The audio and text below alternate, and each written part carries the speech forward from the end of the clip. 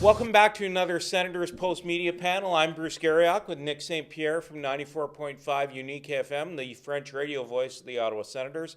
And Wayne Scanlon, former Citizen Sports columnist, now does some writing for Sportsnet.ca.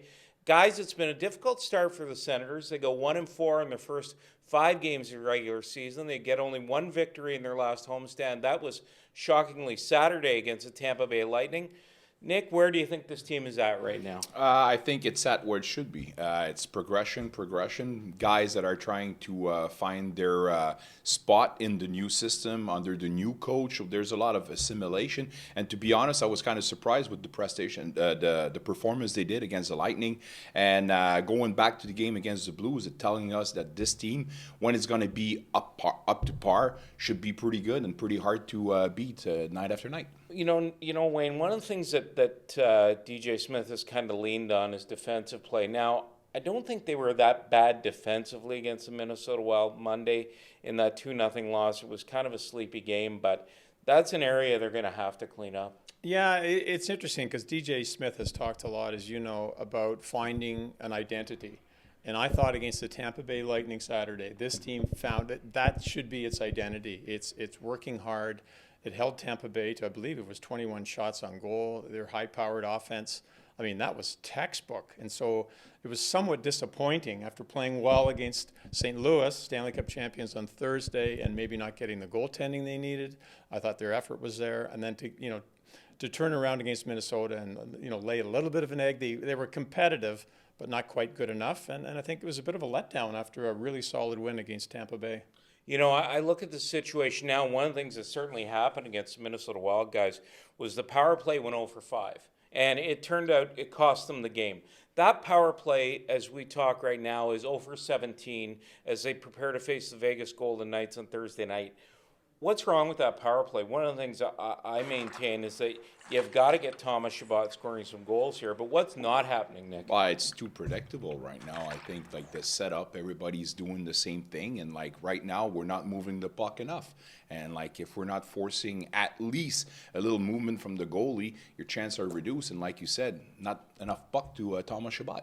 And one of the things that DJ Smith stated after the game is that he feels like they're passing up on opportunities.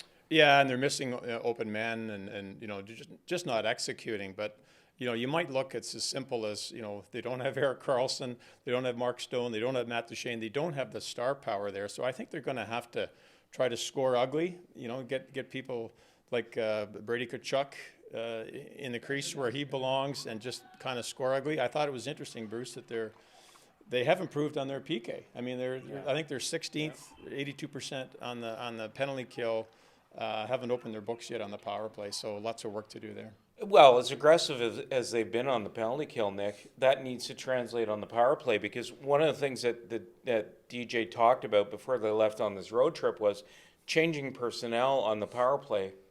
Those options are limited. Well, are limited, but you have to try something. So if you keep going with the same people, you're hoping for one, you're going to find chemistry or something. But if things not getting better, well, why not try a guy like Jean-Gabriel Pageau? Yeah. I'm going to say, oh, yeah, everybody's going to say, oh, yeah, well, there you go, cheering for Pageau. But Pageau, every time they asked for something from him, he was there. And right now, the only place we haven't seen him is on the power play. Why not try him? It wouldn't be the worst decision. One of the decisions that was made, though, was the trade for Vladislav Namestnikov from the New York Rangers. And a lot of people thought that was a departure from the plan, that, there was a lot of talk about the kids, and clearly the kids are just not ready and they want to leave them in Belleville.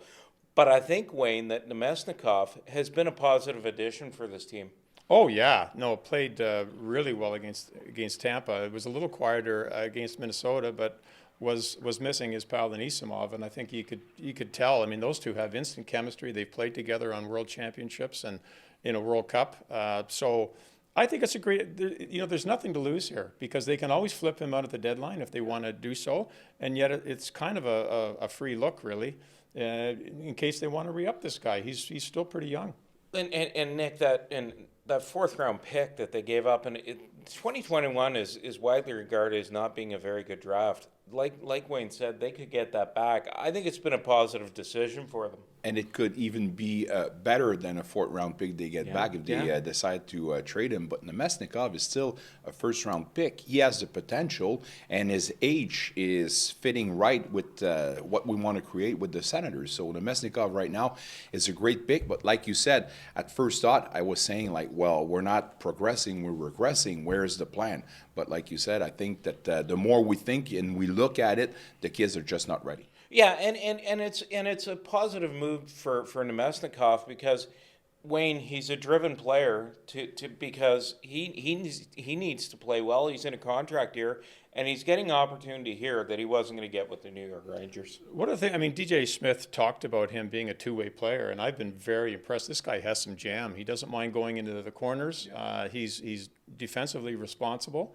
And he's got some offensive talent. You know, if he'd buried a couple more of the chances that he'd be doing even better. Well, and a guy who will be motivated to face the Senators Thursday night is former Senators winger Mark Stone. Traded at the deadline last year, landed with the Vegas Golden Knights, immediately signed an 8-year extension with them. Will that be an emotional night for Mark Stone? He had, before being dealt to Vegas, he'd never played for anybody else in his career. I think now everything has settled down. It's been a long time. I think Mark Stone pretty much like is part of the past, and I think he put everything behind him here. I think when the moment was like for him to when he left, it was time for him to leave because like the more we talk to him, the more it seems like to not be happy here, miserable. Even in his answers to the media were shorter and shorter.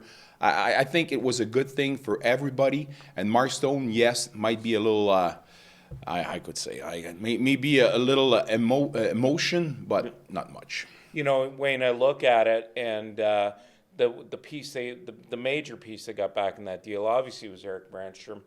Brandstrom has had, I think, a pretty good start. He is one of the kids who has stuck here.